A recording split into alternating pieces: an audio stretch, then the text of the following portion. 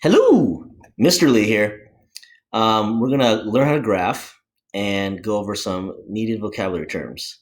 So I have my setup here. First vocabulary term is ordered pair, and it's going to consist of an x coordinate and a y coordinate.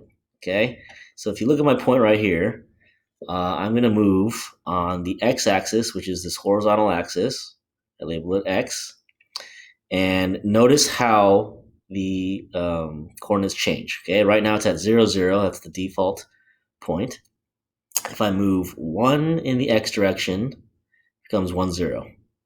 And then 2, 0, 3, 0, 4, 0. And you can experiment with this yourself on Desmos. If I go to the negatives, negative 1, 0, negative 2, 0, and so on and so forth. Okay, the y-axis is the vertical axis going up and down. Watch what happens to the ordered pair, the x coordinate and the y coordinate, when I move it up and down. 0, 1, 2, 3, 4, and then negative 1, 2, 3, 4. Okay? And then you can mix and match.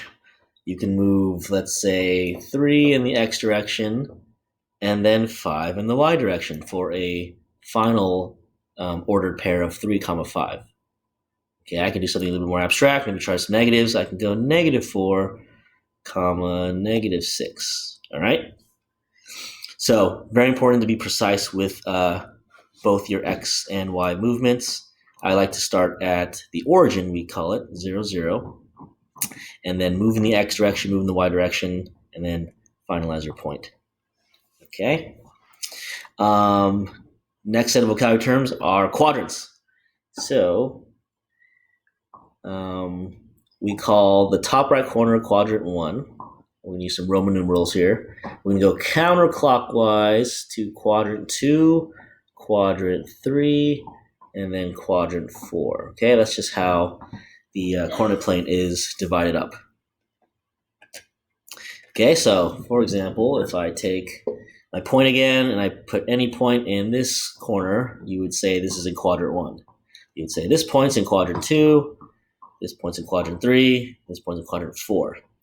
If you are on one of the axes, so if I'm on the x-axis, let's just choose something over here.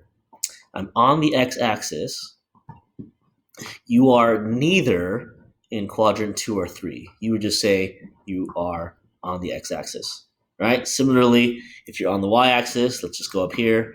You're not in any quadrant. You're not in 1. You're not in 2. You just say you're on the y-axis. All right, so use those concepts to do your exercises today. And if you get stuck on something, try to replay this video, see if you can figure it out.